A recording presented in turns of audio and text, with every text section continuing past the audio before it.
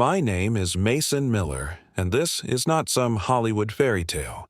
This is real life, the kind that men like us, hard-working 30 to 60, who've given everything for love, hope they never have to face.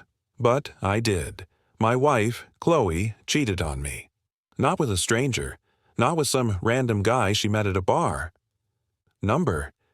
She cheated with the man her own mother personally handpicked for her at a charity gala in Dallas. And if that wasn't enough to shatter me, she got pregnant and then begged me to be the father. For 4 years, I thought I knew what love meant.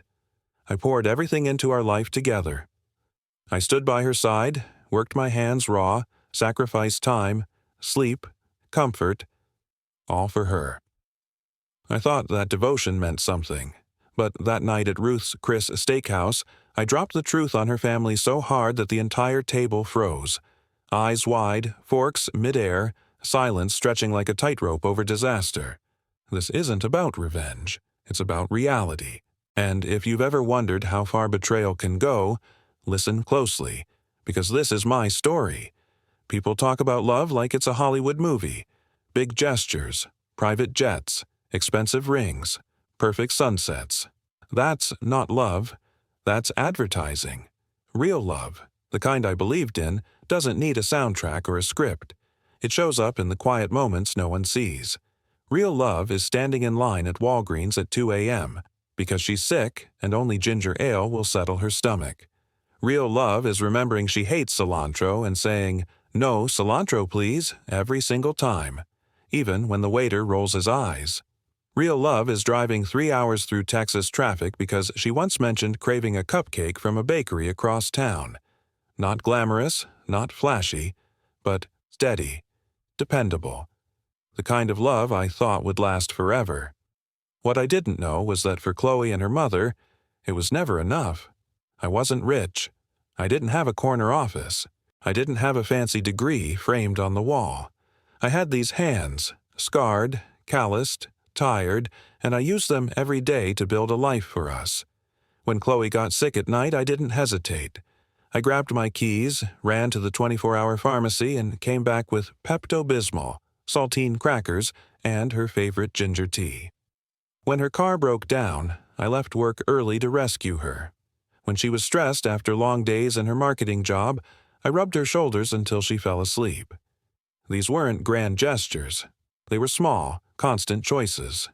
Proof that love isn't about saying, "I love you" once. It's about proving it every damn day. But in Chloe's world, none of it mattered. One night she casually mentioned missing fancy cupcakes from a boutique bakery in Austin. She didn't ask me to get them. It was just a throwaway comment. But I didn't forget. A week later, I drove 3 hours across Texas traffic, burned half a tank of gas, and came back with a white box tied in ribbon, filled with those overpriced cupcakes. Her eyes lit up when I handed them to her, like I'd brought back treasure.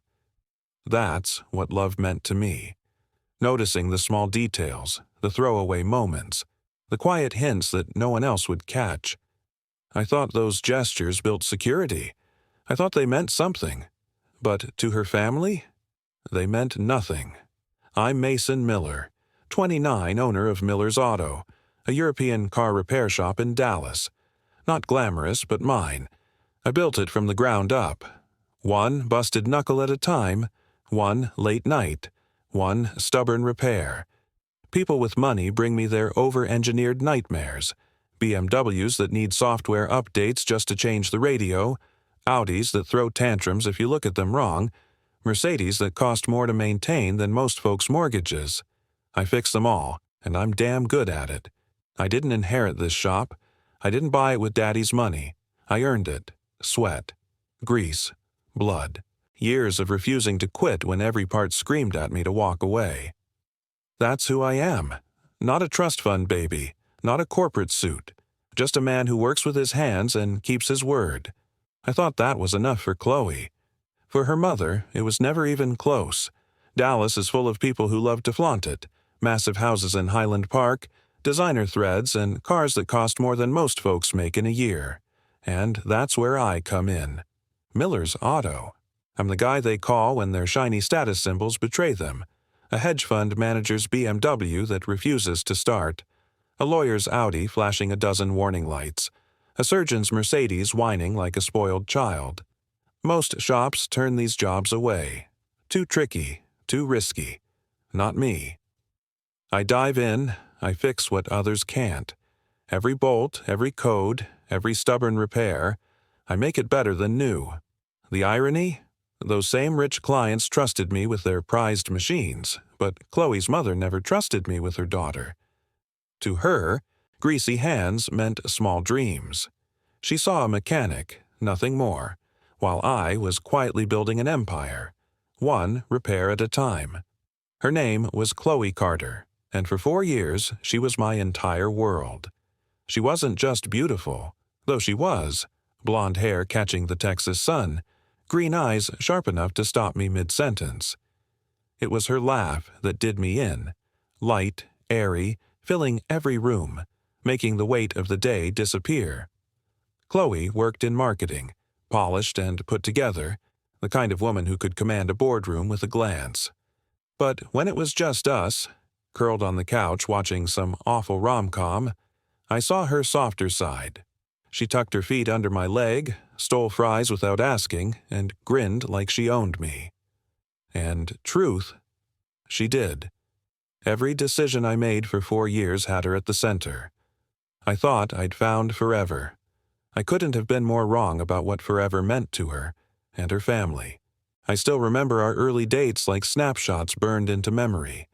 Late-night drives around Dallas with the windows down, her hair flying wild while she sang off-key to country songs on the radio, laughing at herself when she missed the lyrics and nudging me to join in. Saturdays at farmers' markets tasting every sample like it was a 5-star meal, while I carried the bags, happy just to be there. Her face the first time I surprised her with takeout from that little Italian place she loved, overpriced pasta, terrible service. But seeing her smile made every penny worth it. Those early days were simple magic. Nothing dramatic, nothing complicated. Just 2 people in love, discovering each other, building what I thought was the start of forever. I believed every laugh, every kiss, every tiny gesture proved we were unshakable. How wrong I was. Every Friday, no matter what, I stopped at Main Street Florist on my way home. 12-hour shifts under the hood of a Mercedes, dead tired, Texas heat dripping through my shirt. Didn't matter. Friday meant flowers. Chloe loved white roses mixed with baby's breath.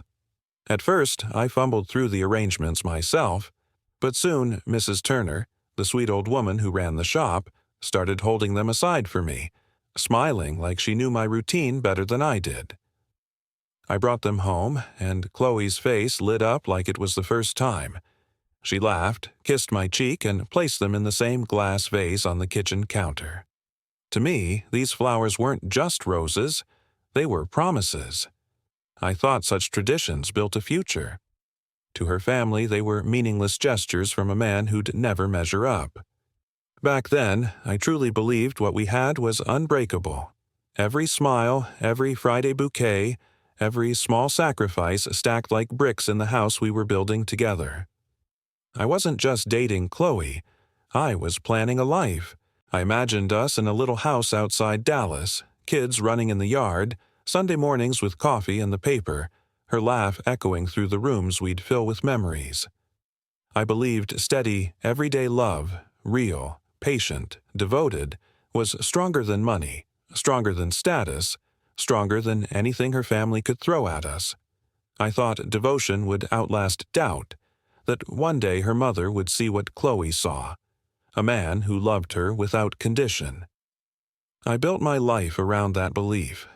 I bet everything I had on it, and that blind faith, believing love was eternal, was exactly what set me up for heartbreak. Then there was Victoria Carter, Chloe's mother. If Dallas had a queen of appearances, it was her, always dressed like she was stepping into a country club luncheon, pearls perfectly in place, hair salon perfect every single day.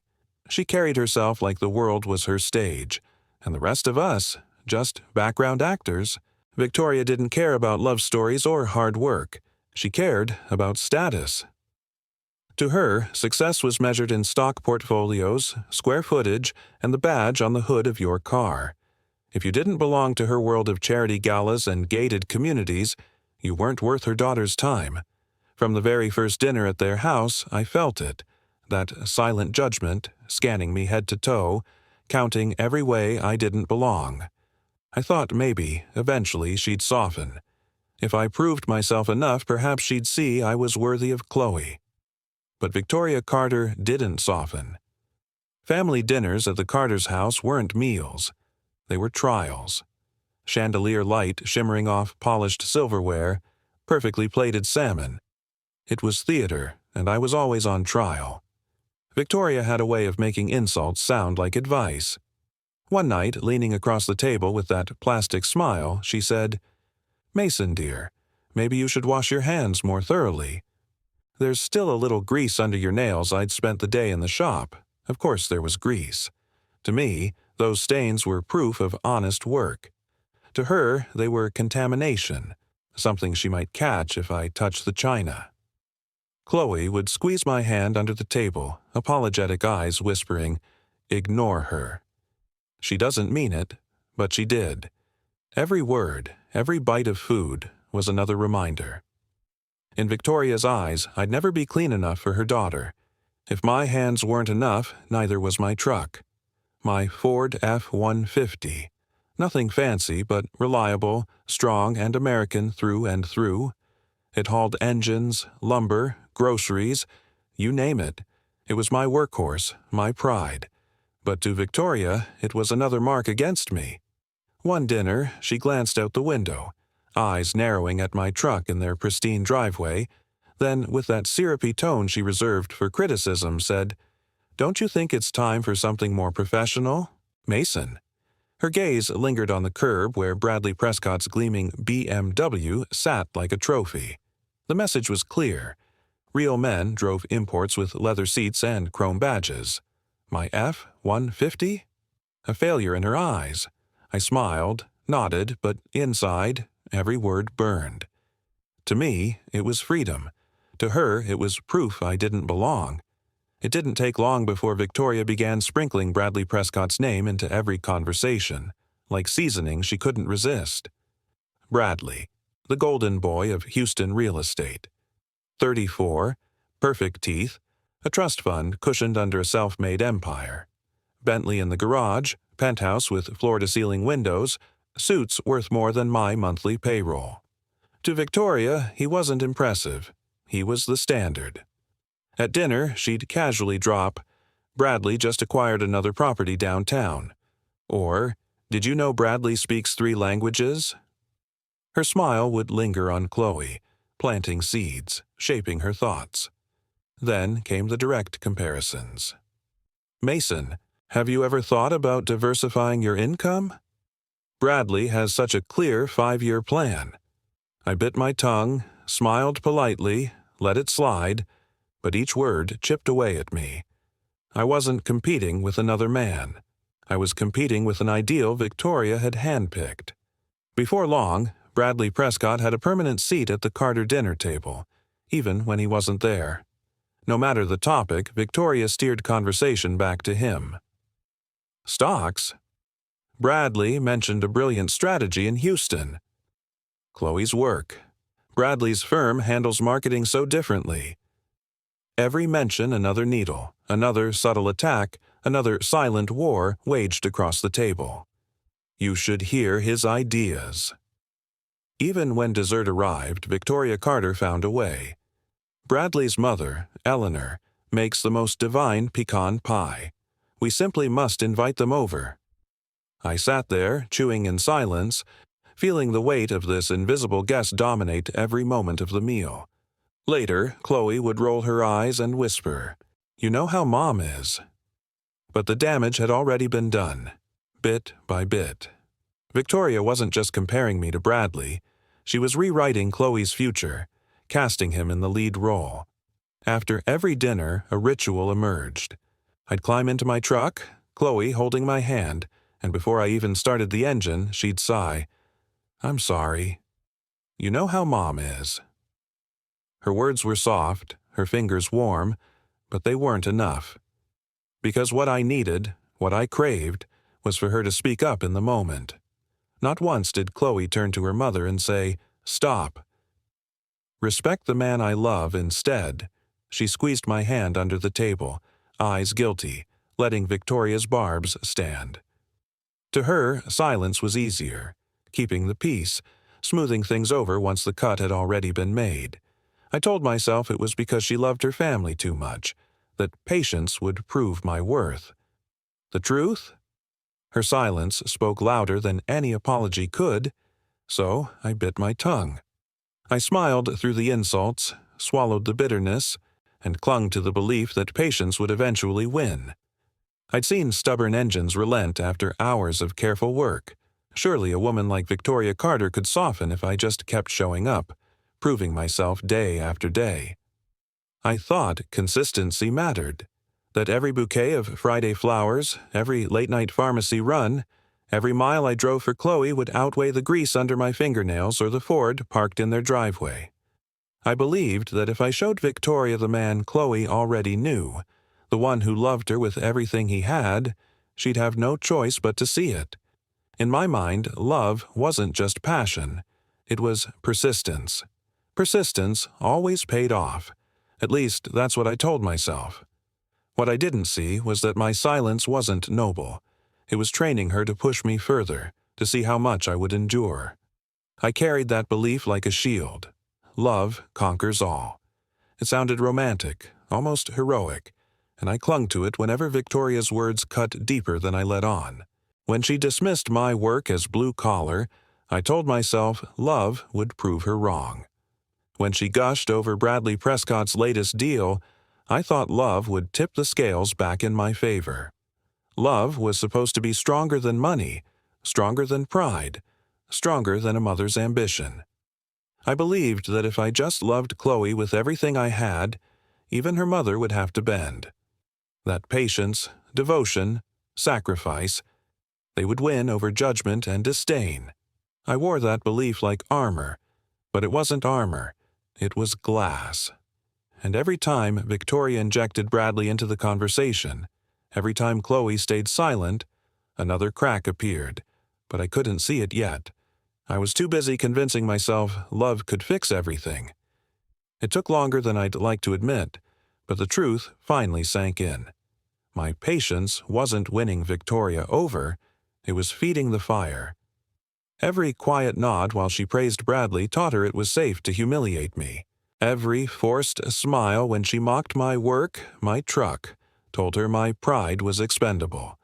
I thought I was showing strength, proving I could endure anything for Chloe's sake. What I was really proving? That I could be walked on. Victoria took full advantage. Her comments grew sharper, comparisons bolder.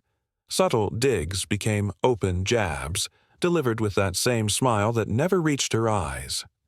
I told myself it was temporary, that love required endurance. But deep down, a knot formed in my gut, whispering what I refused to admit. I wasn't earning respect, I was surrendering it.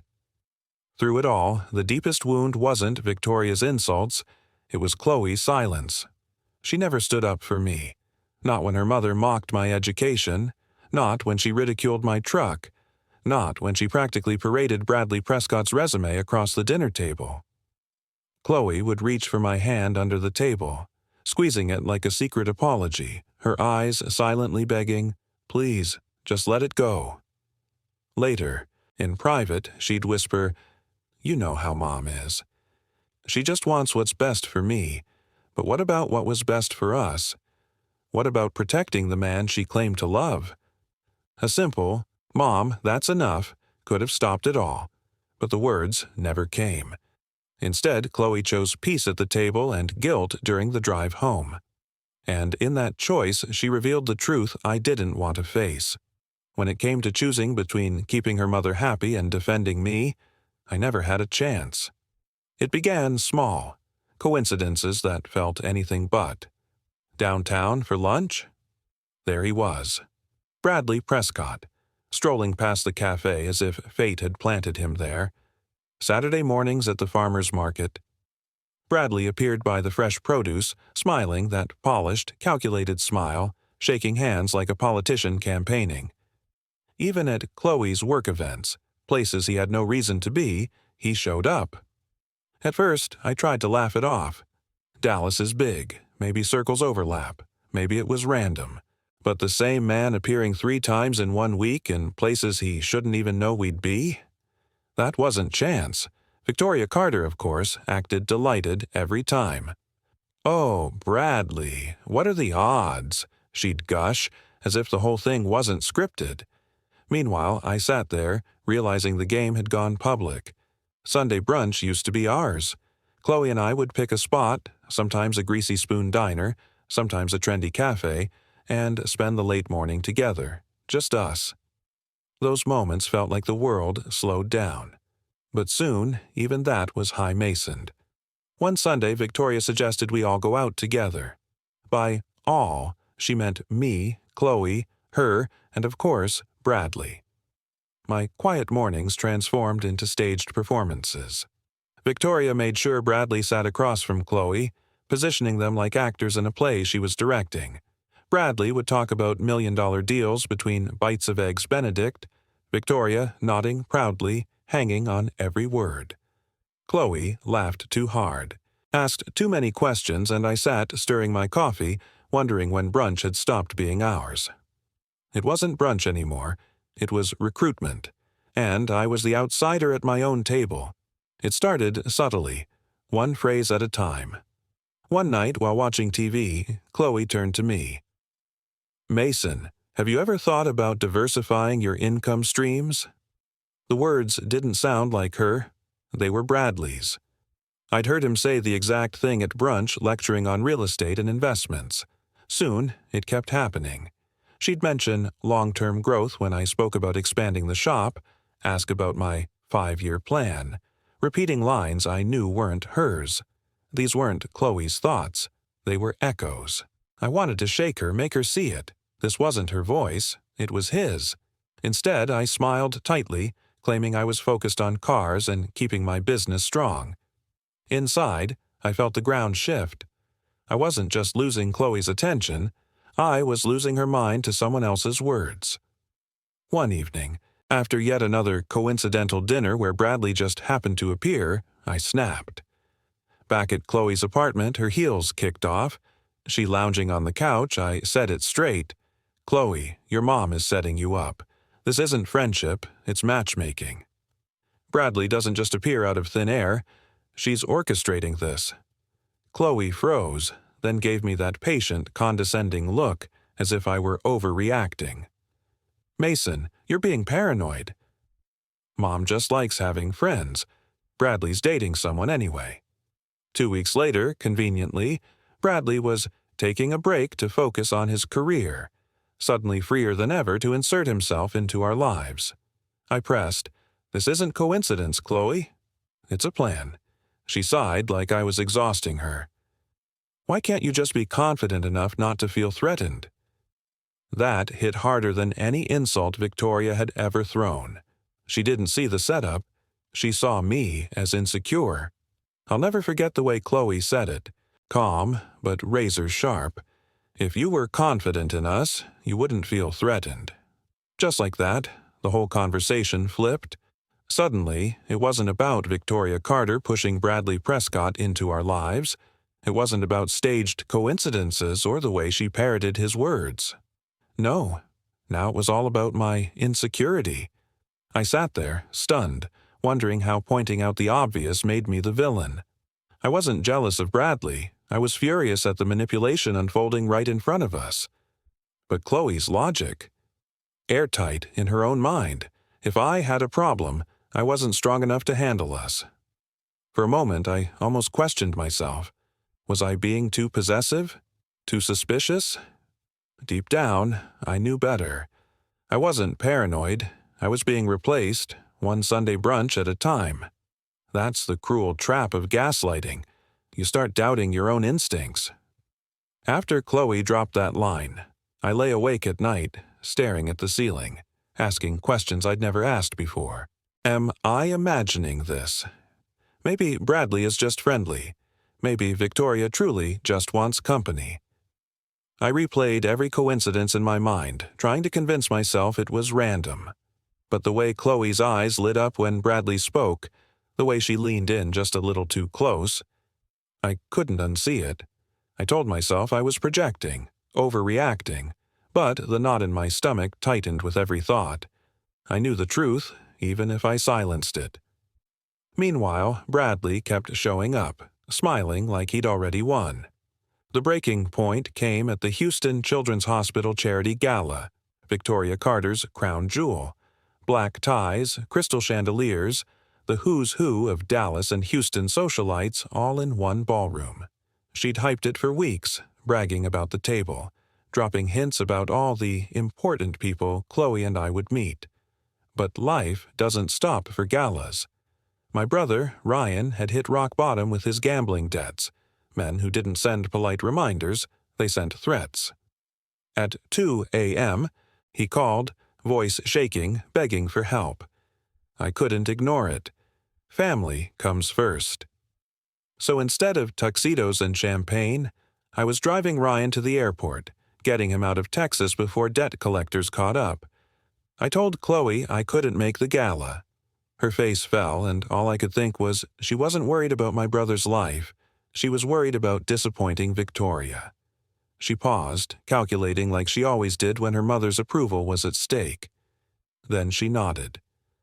"Okay, I'll go with my parents, but you owe me for this." That Friday night, while I sat at DFW Terminal ensuring Ryan boarded safely, Chloe was slipping into a black dress, stepping fully into Victoria's world, without me. She sent pictures, under chandeliers, champagne flute in hand, that bright, camera-ready smile plastered across her face. But behind it, something was missing. Her eyes weren't alive. They were performance. The last text came at 11:30 p.m. "Havin' fun. Miss you. See you tomorrow." 3 exclamation points. Chloe never used exclamation points. That text screamed overcompensation, a mask. I didn't know it yet, but that night at the gala would burn everything we had to the ground. The morning after, I expected a call, or at least a text asking how Ryan was. Nothing. By noon, I was obsessively checking my phone. By evening, calling her straight to voicemail. When she finally answered the next day, her voice was distant, hollow. "Hey, sorry I didn't call back. I've just been sick. Must have been the food poisoning from a 5-star charity gala. I didn't buy it, but I played along. Want me to come over?" I asked. "No, I don't want you catching it too." Rain check. Chloe had never asked me for a rain check, not once in 4 years. She used to beg me to come over when she had nothing worse than a hangover. That week, Chloe became a ghost. Short phone calls, rushed dinners, a guilty energy clinging to her like smoke. Something had happened that night, and I knew exactly who was at the center. The distance widened with every day. Chloe still answered my calls, but her voice was clipped, each word sharp and measured, as if speaking too much might reveal something. When we met, it was always in public. Coffee shops, crowded lunch spots, never in the comfort of her apartment, where weekends had once stretched endlessly between us. Her texts became mechanical, cold, where she once sent jokes, memes, little "miss you" notes. Now it was, "busy today. Not feeling well. Talk later." She claimed illness, headaches, nausea, a stomach bug, but the excuses stacked up like a losing poker hand, each weaker than the last. And every time her phone buzzed, she'd stiffen, flip it face down, then force a smile like nothing had happened. I wasn't blind. I could see when someone was hiding something, and my gut whispered the truth. The gala hadn't made her sick. It had poisoned us. It happened on a Tuesday evening. I was elbow-deep in a BMW engine, grease caked on my hands, sweat streaking down my back, when Chloe appeared in the shop unannounced. She never did that. My instincts screamed. She hovered by the toolbox, pale, eyes darting everywhere but at me. Then she dropped it. "Mason, I'm pregnant." The wrench slipped from my hand, clattering onto the concrete like a gunshot. For a few seconds I just stared, waiting for the words to rearrange themselves. Pregnant. With me. With us? My mind raced, my body froze. 4 years together, careful, cautious, and now this. Chloe rushed into explanations.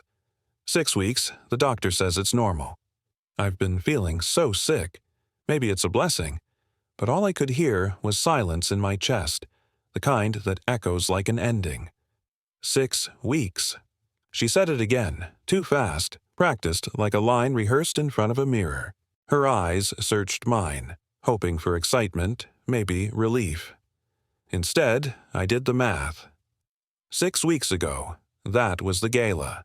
The night I was saving Ryan, driving him to the airport, keeping him alive while Chloe danced under chandeliers, sipping champagne with Bradley Prescott in her orbit.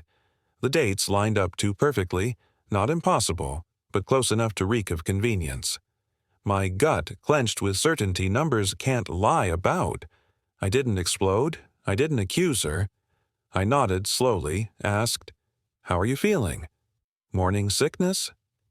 Relief crossed her face like I'd passed some silent test. Inside, I wasn't celebrating. I was calculating. Every calculation screamed the same thing. That child couldn't be mine. As Chloe rambled about doctor visits and baby names, my mind wandered. Back 2 years. After one of our short breakups, I had made a choice. Kids? Not yet. I went to a Dallas clinic and had a vasectomy. Quiet, clean, permanent enough to buy time, reversible later if we were ready.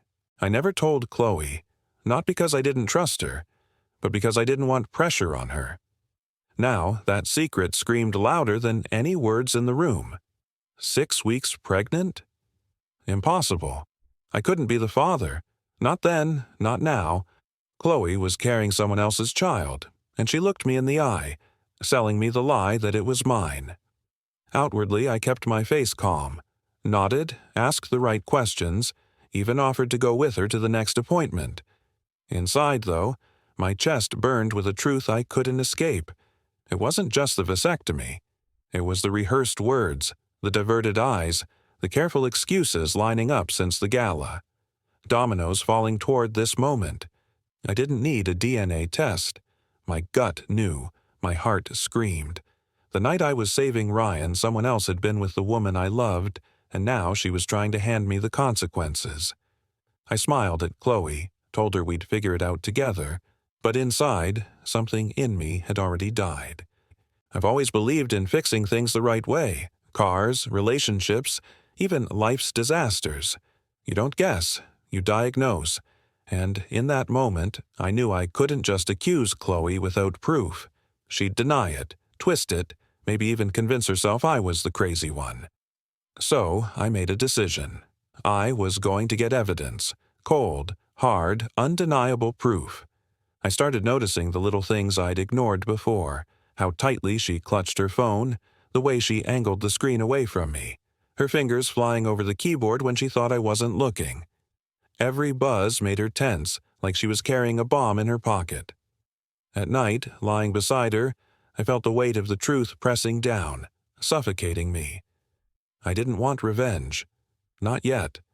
I wanted clarity, and once I had it, once the truth was mine to hold, there'd be no coming back for Chloe, or for us. The first crack appeared by accident. Chloe left her phone charging on the nightstand while she showered. A notification lit up the screen, an iCloud voicemail sync. Curiosity or survival instinct, I don't know which, made me tap it. Her voice trembled, panicked. "Simone, I messed up. I messed up so bad. I slept with Bradley at the gala, and now I'm pregnant. Mason is going to leave me if he finds out. What am I supposed to do? Maybe if I time it right, I can make him think it's his." I froze. My chest burned. My hands went ice cold. There it was, unfiltered, undeniable. Truth delivered straight from her lips, recorded like evidence in a courtroom. I replayed it twice just to make sure I hadn't imagined it.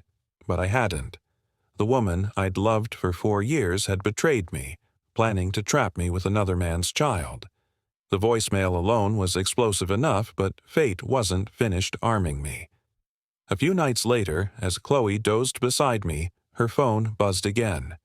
This time, it was a group chat sync through iCloud, messages she'd been copied on but never deleted. I opened them. My blood ran cold. Victoria texting Eleanor Prescott, Bradley's mother. Bradley is very interested in Chloe. Perhaps we should arrange more opportunities for them to spend time together. Victoria's reply was a dagger. I couldn't agree more. Mason is sweet, but Marcus isn't security enough.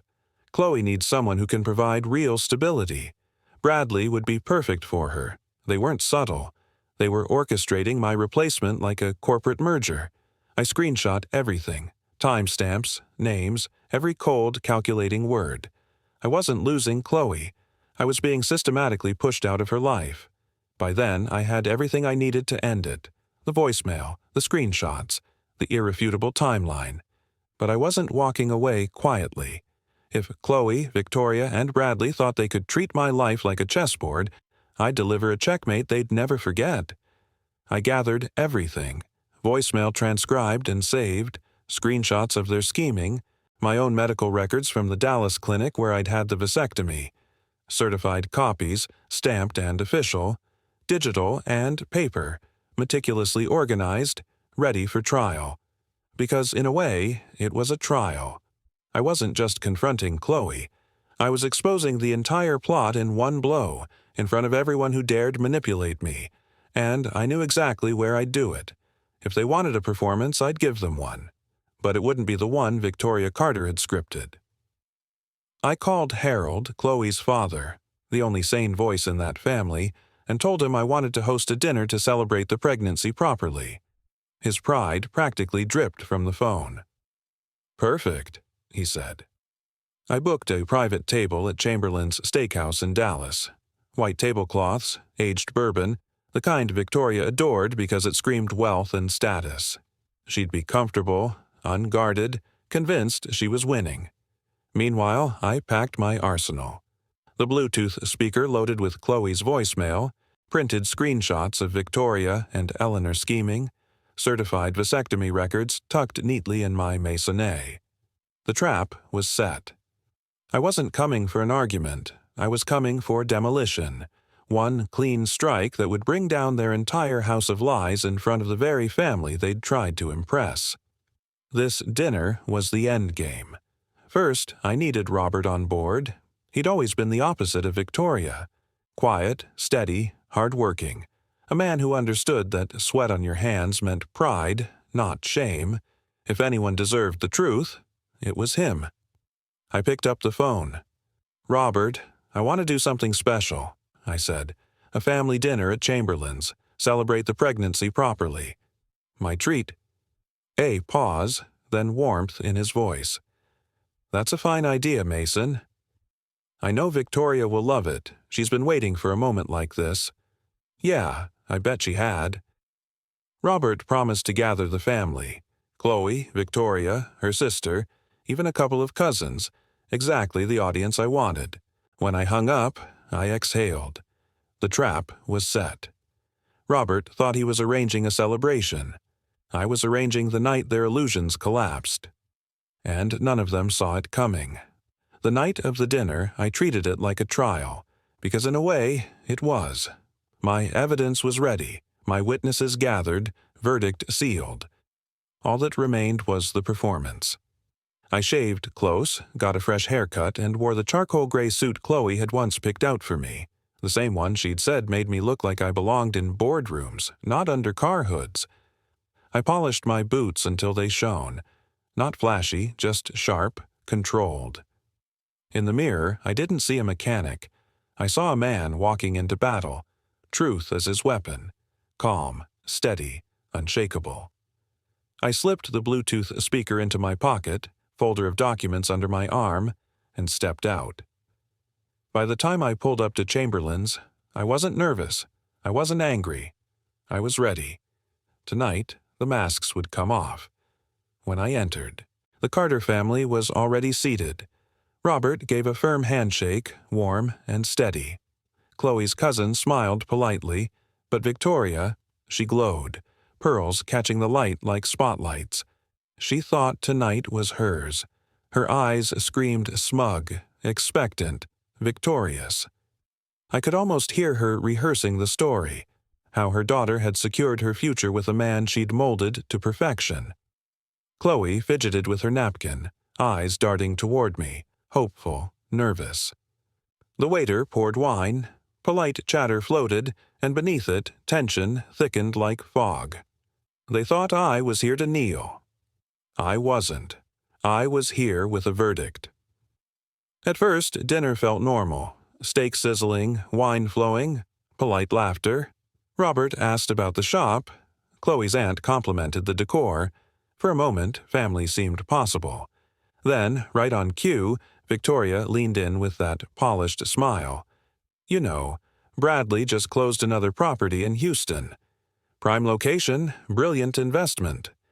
The table stilled. She dropped his name like seasoning, confident everyone would swoon. Chloe's cheeks flushed. I watched it unfold. Victoria's strategy was clear. Paint Bradley as perfection. Remind the family of the life Chloe deserved. What she didn't know? Her favorite topic was about to become my opening act. Seconds from rewriting the script. Victoria swirled her wine, gushing about Bradley's unmatched potential, when I moved deliberately. From my maisonette, I withdrew a small black Bluetooth speaker and placed it center table, between the breadbasket and Robert's bourbon. The chatter froze. Chloe's fork hovered midair. Robert raised an eyebrow. "What's this, Mason?" Victoria's voice was syrupy, sweet, but her narrowed eyes betrayed suspicion. I smiled, calm. "Thought we could use a little ambiance, some music to set the mood." She laughed, softly, dismissive, thinking I was performing. How thoughtful. I paired my phone. The soft chime confirmed the connection. Pulse steady, breathing even. This wasn't nerves. This was clarity. Tonight, the truth would speak louder than any smile. I let my gaze sweep across the table, silence stretching like a taut wire, then said evenly, "I made a playlist, songs that capture exactly how I've been feeling lately." One tap, and Chloe's own voice shattered the quiet. Her voice erupted from the tiny speaker, shaky but crystal clear. "Simone, I messed up. I messed up so bad. I slept with Bradley at the gala, and now I'm pregnant. Mason's going to leave me if he finds out. What am I supposed to do? Maybe if I time it right, maybe I can make him think it's his." The restaurant froze. Silverware clinked somewhere 3 tables over. Robert's jaw dropped, hand tightening around his glass. Chloe's aunt gasped, covering her mouth. And Chloe, she went pale, eyes wide, struck as if lightning hit. Victoria's wine glass hovered midair, lips parting, no sound coming out. I leaned back, calm as stone, letting every word sink in. No yelling, no accusations, just the brutal honesty of Chloe's own voice. After 4 years, the truth finally had a stage, and I felt a part of me breathe free for the first time. The voicemail's last syllable echoed into suffocating silence. A pin could have dropped on the white tablecloth. Chloe sat frozen, lips trembling, eyes glassy. Robert stared at her as if she were a stranger. Across from me, her aunt and uncle shifted uncomfortably, unsure whether to look at their plates or me. Only Victoria tried to salvage control. She cleared her throat, forcing a brittle laugh. That could have been taken out of context, surely. But her voice cracked before she could finish. She knew the show was over. I stayed silent, letting the weight of truth press down on them, inch by inch. Then, slowly, I reached into my maisonette again. A stack of crisp, printed screenshots slid across the table, landing before Robert like evidence in a courtroom. "If the voicemail wasn't enough," I said evenly, "here's some side reading." He picked them up, brow furrowed, scanning each message. I didn't wait. I read aloud, every word clear. "Bradley is very interested in Chloe," Eleanor Prescott wrote. Perhaps we should arrange more opportunities for them to get acquainted. Victoria's reply cut sharp as a knife. I couldn't agree more. Mason is sweet, but he isn't security enough. Chloe needs someone who can provide real stability. Bradley would be perfect. Robert's face burned red, fist slamming the table, rattling glasses. Chloe flinched. Victoria's mask cracked, eyes wild, smile gone. I still wasn't finished. Robert's fist trembled, knuckles white, as he turned toward Victoria, voice low but sharp enough to cut through stunned silence. "You did this!" Victoria stammered, shaking her head. "Robert, listen, I was only trying to—" He slammed the table again, silverware jumping. "Trying to what? Destroy your own daughter's life? Manipulate her like a pawn to impress your friends?" Color drained from Victoria's face. "I wanted her to have security." "Security?" Robert barked. "You call this security?" Pushing her into the arms of a man who doesn't love her, letting her cheat on the one man who actually cared? That's not security, Victoria. That's betrayal. To Chloe, to me, to this whole damn family. The restaurant went dead silent.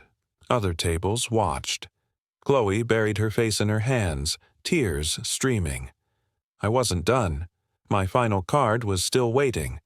The room shook under Robert's fury, Chloe's sobs, Victoria's crumbling mask. I reached into my maisonette one last time and placed a manila folder next to the untouched breadbasket. "Here's the part none of you saw coming," I said, voice calm, almost cruel. I opened it, revealing stamped medical documents. 2 years ago, I had a vasectomy at Dallas Medical Center, certified, confirmed, irreversible unless I chose otherwise. My gaze locked on Chloe, whose face had turned as pale as the tablecloth. "So that baby you're carrying?" I leaned back, voice slicing through the room like a gavel. "It isn't mine." It never could be. Not in this lifetime. Silence slammed into the table like a freight train. Shock, disbelief, shame, crashing over them in waves. Truth had detonated. Chaos reigned. Victoria sputtering excuses. Chloe sobbing into her hands. Robert frozen, chest heaving like a man whose world had just collapsed. I didn't yell. I didn't gloat. I calmly reached into my wallet, pulled out 2 crisp $100 bills and placed them neatly beside my plate. "For dinner," I said, voice steady, almost gentle. "Mine and hers. She'll need it more than me." Every eye locked on me as I pushed back my chair. The scrape of wood against tile rang like a gunshot in the quiet restaurant. I looked at Chloe one last time, mascara streaked, shoulders shaking, and then at Victoria, still clutching her wine glass as if it could save her. "Congratulations," I added, calm as stone. "You wanted money over love. Too bad Bradley doesn't buy damaged goods." And with that, I walked out into the Dallas night, leaving 4 years behind me like ashes. I hadn't even reached home when my phone lit up, Robert's name flashing. I hesitated, then answered. His voice was gravelly, heavy with decades of frustration. "Mason, I owe you an apology." "Hell, I owe you 100 of them? I should have stopped this months ago, stood up to Victoria before she poisoned everything." Behind him, I could hear shouting. Chloe crying. Victoria's shrill protests. A house collapsing like a bad play with curtains ripped open. Then came the words that stunned me more than anything that night. "I filed for divorce this morning." 43 years of marriage, and she threw it away chasing status and money. I can't look at her anymore.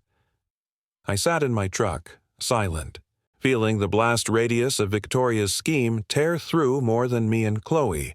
It had obliterated an entire family.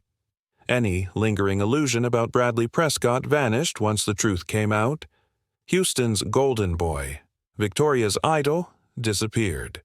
No calls, no visits, no promises. One moment he orbited Chloe like a trophy. The next, he vanished, leaving her to face the wreckage alone. Rumor had it Eleanor Prescott intervened, raising an unplanned child that didn't fit the Prescott brand. Impossible.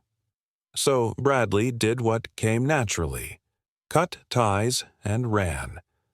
Chloe, who once saw him as her ladder to belonging, was left with a broken reputation and a pregnancy that was never mine. Victoria had gambled her daughter's future on his money, and he walked away like she was nothing more than a failed investment. Without Bradley to cling to, Chloe's world crumbled fast. The polished, confident woman who once lit rooms with her approval now looked hollowed out, like someone had snuffed out her light. She quit her marketing job, too drained, too broken to maintain appearances. Bills piled up. The apartment she'd flaunted slipped out of reach. Forced back into her mother's house, she became tethered again to Victoria, who, smarting from divorce papers, was no longer Queen Bee but clung to Chloe like a drowning woman clutching driftwood, offering just enough support to maintain dependence. From the outside, karma had collected its debt. Chloe traded love for status, loyalty for convenience, and now she had neither. I should have felt pity. Instead, I felt distance. Her collapse wasn't mine to fix. For decades, Victoria Carter had thrived on reputation. The pearls, the country club luncheons, the carefully curated Dallas image. But after that dinner, the story spread like wildfire. Whispers ignited in clubs, boutiques, charity circles she lived for. People weren't just whispering about Chloe's scandal anymore. They were talking about Victoria, her scheming, her manipulation, how she'd shoved her daughter into Bradley Prescott's arms only to watch him vanish the instant things got messy. The Queen Bee of Dallas society became a cautionary tale overnight. Invitations stopped coming, smiles sharpened. Even her closest friends kept distance, afraid of being tainted by disaster. Robert's divorce filing sealed the verdict. The woman who once prided herself on control now faced the world with nothing but a shattered reputation and a daughter whose life she'd ruined. And the worst part? Everyone knew it was Victoria's own doing. Walking out of that steakhouse felt like stepping from a burning building. Behind me, smoke, chaos, devastation. Ahead, the cool Dallas night, clear and sharp. For 4 years I'd lived inside that fire, Victoria's cutting remarks, Chloe's silent complicity, the suffocating love poisoned by control. And in one night I tore the walls down and stepped free. I didn't look back, not at Chloe's tears, not at Victoria's collapse, not at Robert staring at the ruins of his marriage. Their wreckage wasn't mine to carry. When the door shut behind me, I took a long, deep breath. Relief, not joy, not exactly, but relief. The worst had happened, and I had survived. I'd lost a woman I thought I'd marry, but I'd saved myself from a lifetime of lies. That, I decided, was worth every scar. After the firestorm, I returned to what I knew best: the garage. The smell of motor oil, the clang of tools, the hum of engines, honest sounds, not lies whispered over wine glasses. Word spread fast. My crew, men who'd been with me through everything, closed ranks. Wayne, my best mechanic, clapped me on the shoulder the first Monday back. "You're better off, brother." Trust me, his wife, Carla, brought dinner that night. "She never looked at you the way a woman in love should," she said flatly. No pity, respect. I had stood my ground, and they saw it. Work piled up, customers returned, and for the first time in months, I felt solid. Every car I fixed, every problem I solved, reminded me I wasn't broken. I was rebuilding. Then there was Sarah Lawson, a veterinarian who'd been bringing her beat-up Honda Civic to my shop for years. Jeans smudged with clinic work, hair tied back, a smile that reached her eyes. I'd seen her dozens of times, but I'd been too wrapped up in Chloe's world to notice. One afternoon, she dropped off her car for a transmission job and stayed to talk. No pretense, no judgment, just real conversation. She laughed at her own jokes, asked questions that mattered, and didn't flinch at grease on my hands. She said, "Guess we both save lives in our own way." For the first time in years, I felt something simple and pure: peace. With Sarah, there was no performance, no pedestal, no test, Just two people respecting the work in each other's hands. That, I realized, was real love. Being with Sarah taught me what I should have known all along. Love isn't grand gestures or flashy rings. It isn't climbing social ladders or impressing those who don't matter. Love is showing up every day.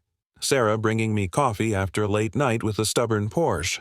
Me tightening the belt on her old Civic so she could make her morning rounds. Quiet dinners, laughing about nothing. No performance, no judgment, just presence. With Chloe, love had been conditional, measured, tested, always compared to someone else's idea of enough. With Sarah, love was steady, honest.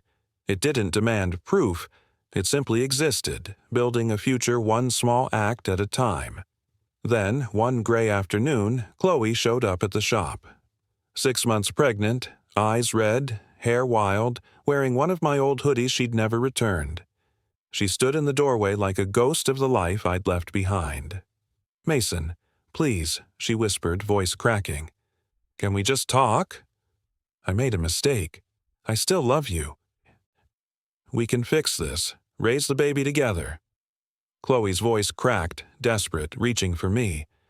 I set my wrench down, wiped the grease from my hands, and locked eyes with her. "No, Chloe. You loved me only when it was easy. Flowers on Fridays, dinners on Main Street, the highlight reel of life. But the moment it got hard, the moment it mattered, you chose someone else. That's not love." Her lip trembled, her hand stretched toward me, but I stepped back. Firm. Final. I'm done carrying this. Goodbye, Chloe. The shop door slammed behind me like a verdict, echoing across the garage, sealing the end once and for all. Looking back, the lesson is sharp and undeniable.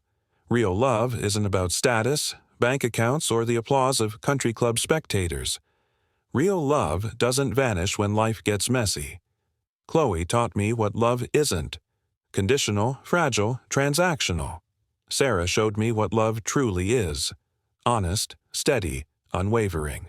Not flashy, not staged. Just two people showing up for each other day after day. Money can buy houses, cars, vacations, even the most exclusive tables in Dallas. But it can't buy loyalty, trust, or the heart of someone who truly belongs to you. I walked away from betrayal and stepped into peace, honesty, and real connection. That's the message I want you to carry. Love built on conditions isn't love, it's a transaction. Real love is unconditional, steady, and true. If you believe in love that stands the test of life, type real love below. Because sometimes the best revenge isn't confrontation.